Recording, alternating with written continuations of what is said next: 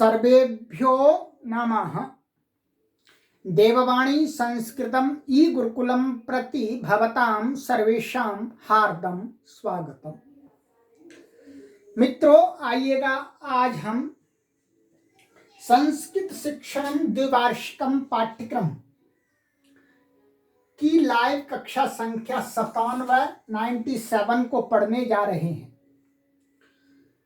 और जो भी महानुभाव इस द्विवार्षिक पाठ्यक्रम में भाग लेना चाहते हैं वे सभी जिज्ञासु और पाठक वृंद इस व्हाट्सएप नंबर पर संपर्क करके मामूली सा शुल्क, थोड़ा सा सहयोग रूपी शुल्क दे करके इन कक्षाओं को पढ़ करके अपने घर पर ही बैठे बैठे संस्कृत भाषा को सीख सकते हैं, शुद्ध रूप से लिखना, बोलना और पढ़ करके समझना। तो आइए मित्रों, आज हम इस तृतीय भाग का अंतिम अभ्यास पढ़ेंगे।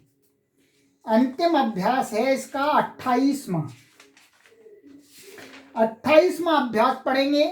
और आज की कक्षा के बाद आगे की जो कक्षा होगी, कक्षा संख्या 98 उसमें हम इसका चौथा भाग पढ़ना आरंभ कर देंगे। ये संस्कृत शिक्षा के 5 भाग हैं, तो अब हम चौथे भाग पर आ गए हैं और धीरे धीरे काफ़ी हमको संस्कृत आ गई है। और इस चौथे भाग के अंदर भी मैं बताऊं आपको, इसके अंदर 30 अभ्यास हैं। इसके अंदर 30 अभ्यास हैं और बहुत सारी चीज़ें हैं। तो आप धीरे धीरे आपका ज्ञान बढ़ता जा रहा है, आप संस्कृत भाषा में निपुण हो रहे हैं। तो आइएगा मित्रों, अब हम इसके 28वें अभ्यास को, अंतिम अभ्यास को पढ़ना आरंभ करते हैं। 27 अभ्यास मैंने आपको पढ़ा दिए हैं।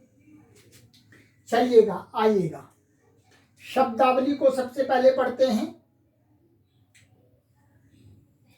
शब्दावली: शय्या, बिस्तर, बेड। वृत्ति, आजीविका, प्रोफेशन। व्यापारः, व्यापार, ट्रेड। कृषि, खेती।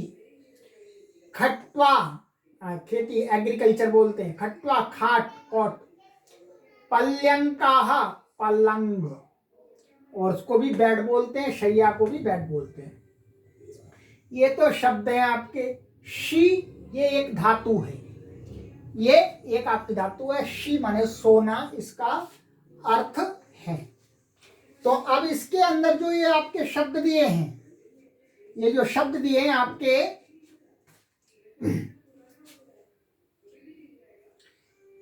ये तो रमा के समान रूप चलेंगे इसके, और इसके मति के समान चलेंगे, और इसके राम के समान चलेंगे, इसके हरि के समान चलेंगे, इसके रमा के समान चलेंगे, इसके राम के समान चलेंगे।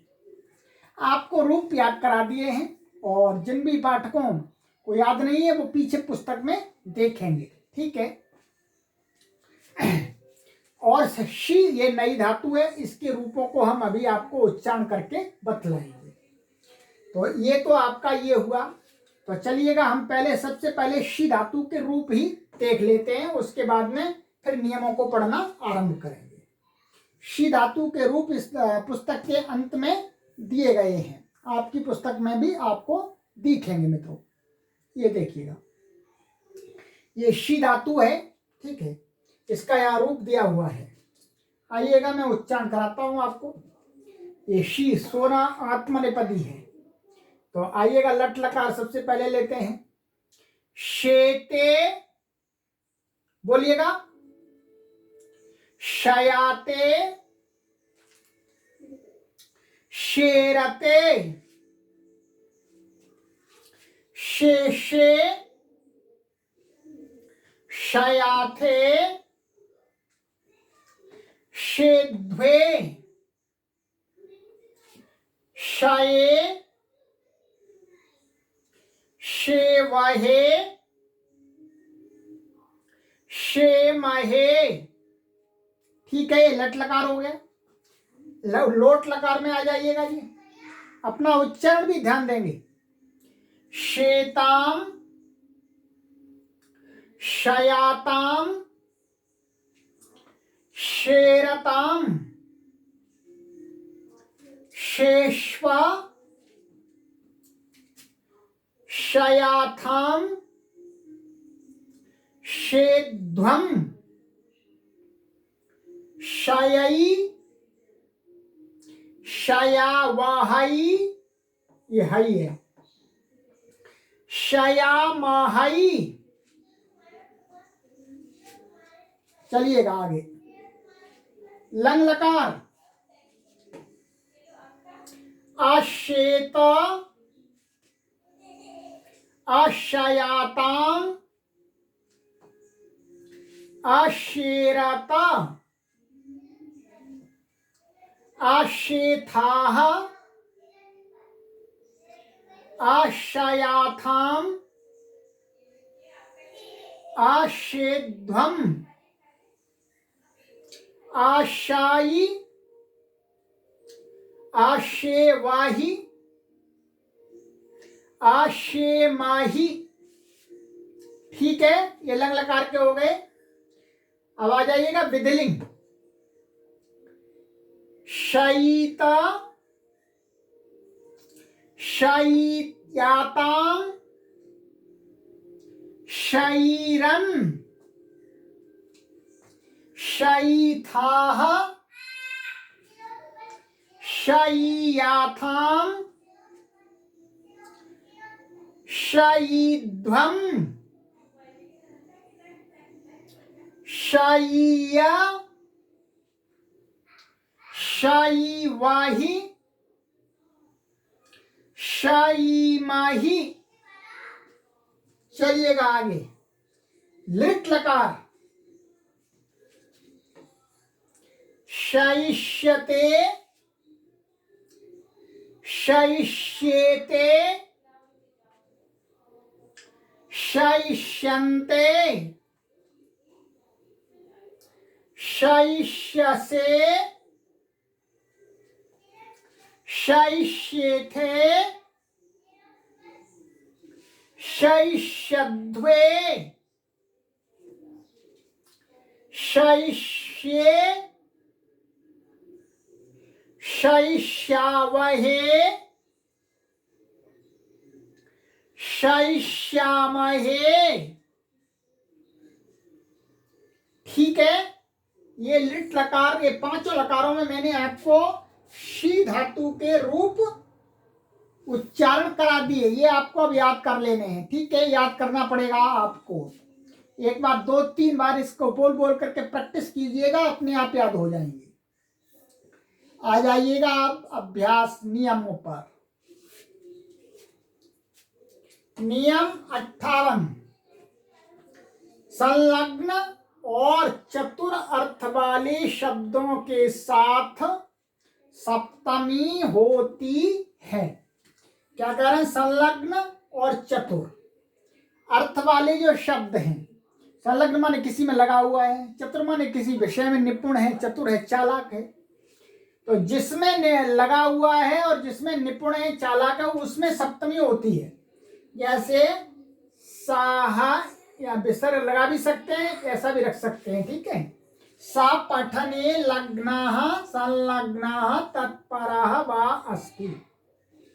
वह पढ़ने में लगा हुआ है, संलग्न है, तत्पर है। ये पर्यायवाची है सभी, लग्ना, संलग्न, तत्पर। तो कोई एक प्रयोग कर सकते हैं आप इसमें से। तो पठने, ये क्या होगी? सप्तमी हो गई। वह पढ़ाई में संलग्न है। कृष्णः साहित्ये निपुणः अस्ति। कृष्ण साहित्य में चतुर है, माने कृष्ण साहित्य पढ़ाने में कुशल है। चलिएगा, ये 58वां नियम हो गया आपका।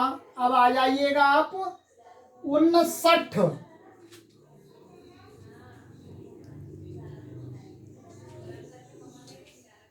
59 नियम। सप्तमी और कहाँ होती है?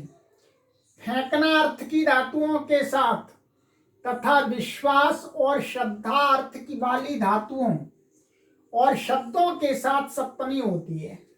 एक तो फेंकने अर्थ वाली जो धातु है, तो जिसके ऊपर कुछ फेंका जाता है, तदवाची शब्द में सप्तमी होती है, और एक विश्वास मान जिस पर विश्वास किया जाता है उस पर, और श्रद्धा जिस पर श्रद्धा की जाती है। तो श्रद्धा अर्थ वाली, विश्वास अर्थ वाली, अथवा श्रद्धा शब्द अथवा विश्वास शब्द इनके साथ में, अर्थात इनके साथ में भी सप्तमी होती है। जैसे रामः मृगे बाणम क्षिपति, क्या कहा? राम मृग पर बाण को फेंकता है।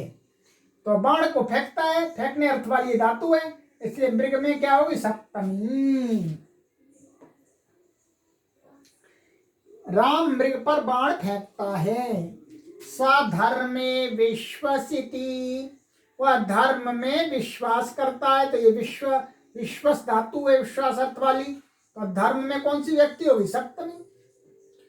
तस्य धर्मे श्रद्धा अस्ति, उसकी धर्म में श्रद्धा है। तो श्रद्धा के साथ में भी सप्तमी होती है, तो धर्म में क्या है? सप्तमी हो गई। उसकी धर्म में श्रद्धा है। तो ये दो नियम हो गए आपके। अब इस पुस्तक का अंतिम नियम है आपका 60वां नियम। ये नियम संधि नियम है, संधि है। हम अभी आपको यहाँ पर ये संक्षिप्त रूप दिया है। जैसे जैसे आप आगे की पुस्तकों को पढ़ते जाएंगे तो ये धीरे धीरे उसको स्पष्ट करते चले जाएंगे। अभी आप कोशिश कीजिएगा कि इतना लिखा है इतना ही आपको समझना है, ठीक है। अधिक समझना है तो एक संधियों की बहुत सारी कक्षाएं चल रही हैं, उसको पढ़ लीजिएगा।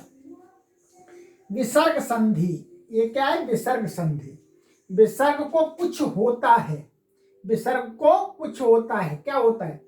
कहते हैं शब्द के अंतिम विसर्ग को र हो जाता है।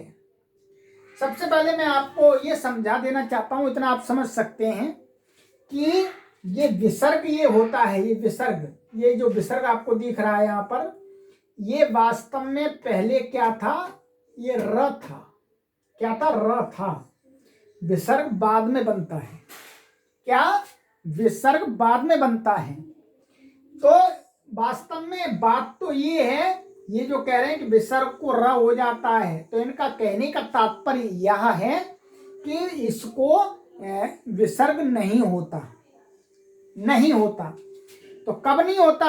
ये कह रहे हैं कि शब्द है, शब्द के अंत में विसर्ग है और आगे कोई शब्द आ रहा है, आगे कोई शब्द आ रहा है, तो उसमें उस शब्द के आदि में कुछ वर्ण हैं, उन वर्णों के रहते विसर्ग को र ही रहता है, विसर्ग नहीं होता है। अर्थात वो र है, वो र ही रहता है, उसको विसर्ग नहीं होता है। तो यही इनका कहने का, विसर्ग से पहले, परंतु शर्त लगा रहे, विसर्ग से पहले आ और आ होगा तो यह नियम नहीं लगेगा, क्योंकि वहां पर दूसरी संधि लग जाएगी। जैसे आप देखेंगे कि यहाँ पर ये विसर्ग है, विसर्ग है, विसर्ग से पहले क्या है? अ है, तो यहाँ पर तो नहीं लग सकता। वैसे यहाँ लगेगा भी नहीं, क्योंकि यहाँ तो आगे कोई शब्द भी नहीं है। परंतु इस प्रकार से यहाँ पर यदि आगे कोई शब्द आ जाता है तो भी नहीं लगेगा, क्योंकि ह्रस्व आ और आ के बाद में यदि विसर्ग है तो वहां पर ये नियम नहीं लगता। फिर भी मैं आपको समझाता हूं, प्रयास करता हूं। क्या करना है आपको कि कहीं पर भी आपको लगता है कि विसर्ग ये जो बता रहे हैं, तो आपको क्या करना है कि आगे विसर्ग के बाद कोई शब्द है, जैसे ये मानिएगा हरि, ठीक है, हरि, तो अब ये विसर्ग है, इसके बाद में कोई ऐसा शब्द आ रहा है जिसके आदि में वर्ग के तीसरे, चौथे, पांचवें, वर्ग के तीसरे, चौथे, पांचवें। जैसे क वर्ग का तीसरा क्या है? ग, और चौथा घ, और पांचवा ङ। इसी प्रकार से सभी वर्गों के, और वर्ग के तीसरे, चौथे, पांचवें, और ह ये, और य, ठीक है, और व, और ल, ठीक है, ला, और र नहीं आएगा, र नहीं आएगा, ठीक है। तो इतने वर्णों का में से कोई भी वर्ण इसके आगे आ जाता है तो ये विसर्ग नहीं रहता है, ये विसर्ग नहीं रहता है। क्या हो जाता है ये जी, ये र रह जाता है, ऐसा र रह जाता है। अभी उदाहरण दिखाएंगे, ये आपको इतना ही समझना है, ठीक है। वर्ग के तीसरे, चौथे, पांचवें अथवा ह या व और ल, और इसके बाद में भी, इसके बाद में स्वर, स्वर कोई भी हो, क्या, स्वर कोई भी हो, स्वर कोई भी हो, सभी स्वर आ जाएंगे, सभी स्वर। और आ ई ई उ, तो शब्द आगे आ रहा उसका यदि है तो भी र ही रहेगा। तो ये इसमें इतना नियम अभी आपको करना है बस। आप आइएगा, मैं दिखला देता हूं आपको उदाहरणों में, ये देखिएगा। गुरुः वदति, तो क्या बनेगा, गुरुर्वदति। तो गुरुः माने विसर्ग है, ये आप देख पा रहे हैं, विसर्ग है ये, विसर्ग से पहले ऊ है, आ नहीं है, आ होगा तो नहीं होगा ये नियम, और आगे हुआ आ गया, मैंने जो बताया था। तो इसको क्या है, विसर्ग को र है, अर्थात रही रहे, गुरुर्वदति।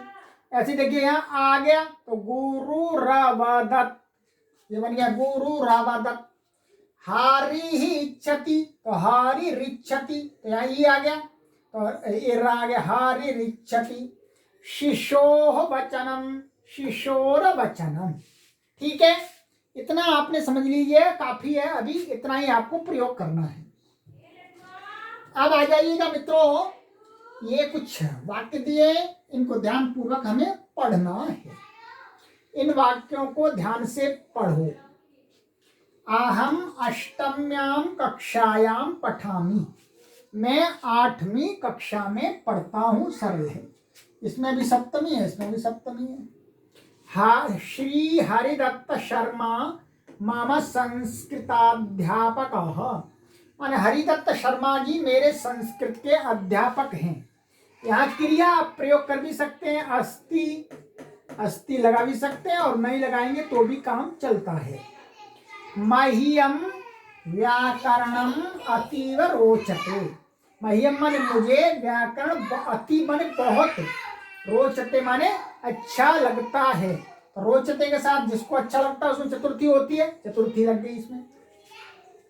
मामा पितुः कृषि कर्म वृत्ति ही, मेरे पिताजी की जो आजीविका है वो क्या है, कृषि कर्म है, खेती करना।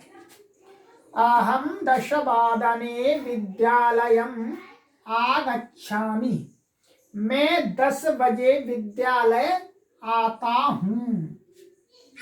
सायं 4 च गृहं गच्छामि, और सायकाल 4 बजे घर को जाता हूँ, ठीक है। तो 10 सप्तमी आ गई, आपको बताया, नियम आ चुका है पहले ही, समय बोधक शब्दों में। और सायं 4 बजे घर को जाता हूँ। अहम धावनम क्रीडनम तरणम अश्वारोहणम चेत्यादि व्यायामान करोमि, मैं धावनम माने दौड़, क्रीडम माने खेलना, तरणम माने तैरना, अश्वारोहणम माने घुड़सवारी, माने और, इत्यादि का अर्थ होता है इत्यादि, एटसेट्रा, इस प्रकार के व्यायाम करता हूँ। रात्रौ 10 शय्यायाम शये, क्या है, या शये ये उत्तम पुरुष का है, तो मैं रात्रि में 10 बजे सैया पर सोता हूँ। तो सप्तमी आ गई इसमें। आम, हाँ, मम पिता व्यापारम करोति,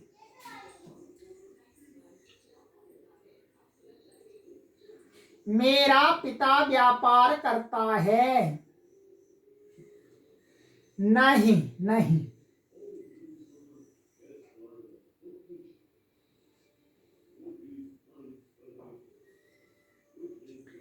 मम पिता व्यापारम न करोति, मेरा पिताजी व्यापार नहीं करते हैं। सह अध्यापन कार्यम करोति, वो अध्यापन का कार्य करते हैं। आम, हाँ जी, अहम गुरोः वचनम पालयामि। हाँ जी, मैं गुरु जी का वचन पालन करता हूँ, मैं पालता हूँ, गुरु जी की आज्ञा को मानता हूँ। चलिएगा अब आगे चलते हैं। अब आपका नंबर आ गया। इस पुस्तक का अंतिम कार्य है जी, प्रसन्नता होती है, पढ़ाने वाले को भी प्रसन्नता होती है और आप पढ़ने वालों को भी प्रसन्नता होती है। 3 पुस्तकों को हमने पढ़ लिया। कितने सारे हमने आपको अनुवादों का अभ्यास करा दिया। अभी तो बहुत सारे अनुवादों का आपको अभ्यास कराएंगे। तो देखिए, संस्कृत में उत्तर दो, ये आपको उत्तर दे, तुम कस्याम कक्षायाम पठसी, तो आपको अपने अनुसार लिखना है। मैं आपको चेक कराऊंगा, वो अपने अनुसार चेक कराऊंगा, परंतु आप अपना उत्तर अपने अनुसार लिखिएगा, ठीक है। और तव पितुः किम नाम अस्ति, अपने पिताजी का नाम लिखिएगा, मैं अपने पिताजी का नाम लिखूंगा। और ये वृत्ति आदि ये सब आपको उत्तर देने हैं, ठीक है। ये बस इसके अंदर यही कार्य है कि आपको उत्तर देने हैं, सभी के उत्तर, ठीक है। आगे की कक्षा में हम आपको मिलान कराएंगे। मिलान मुख्य रूप से आपको ही करना है, क्योंकि आपको ही बताना है कि किम तव पिता कृषि कार्यम करोति, आम अथवा नहीं।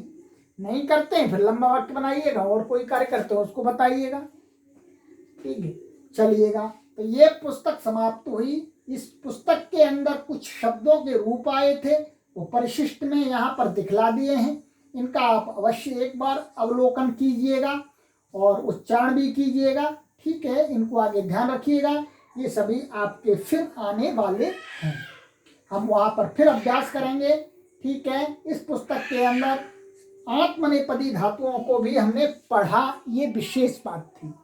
अब हमने जान लिया आत्मनेपदी और परस्मैपदी 2 प्रकार की धातुएं होती हैं। तो चलिएगा मित्रों, इस पुस्तक को अब हम यहीं विराम देंगे। आगे की कक्षा में हम आपके लिए नई पुस्तक 4था भाग लेकर के आएंगे। संस्कृत शिक्षा भाग 4, लेखक हैं डॉक्टर कपिल देव द्विवेदी जी महाराज। बहुत बड़ी इनकी कृपा है हम सभी के ऊपर कि इनके ज्ञान से, इनके परिश्रम से हम सभी संस्कृत भाषा को सरल ढंग से सीख पा रहे हैं। इनको हम कोटि कोटि प्रणाम करते हैं, नमन करते हैं मित्रों, कि उन्होंने हमारे लिए बहुत ही सुंदर सामग्री को तैयार किया। आज वो इस संसार में नहीं है, परंतु हम सभी उनके ज्ञान और विज्ञान को नमन करते हैं, उनकी पवित्र आत्मा को प्रणाम करते हैं, सिर झुकाते हैं मित्रों। चलिए मित्रों, इस कक्षा को हम यहीं विराम देंगे। आगे की कक्षा में मिलते हैं आपसे, तब तक प्रतीक्षा कीजिएगा। तावत् प्रतीक्षन्ताम् सर्वेभ्यो नमः।